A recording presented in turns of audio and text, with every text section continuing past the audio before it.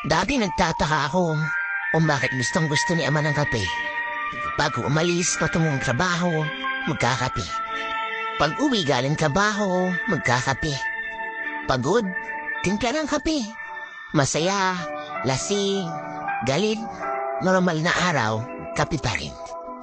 Nung kinikman ko naman yung kape, sinikmura lang naman ako. Pero nagbago ang tingin ko sa kape nung nagsimula na akong magpuyat sa mga pangarap para sa aking pamilya at sa aking sarili. Hindi pala yung kape ang nakakaadik, yung pakiramdam bala. Hindi lang kasi siya basta likido na may matamis at mapait na lasa. Isa siyang pahinga. Bawat higop ng kape, oras mo iyon para sa iyong sarili.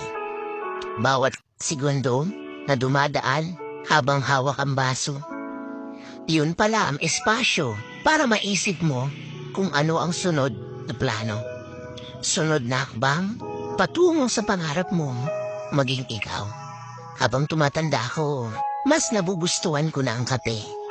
Ganon marahil kapag kailangan mo ng sadlit na pahinga sa nakakapagod na mundo.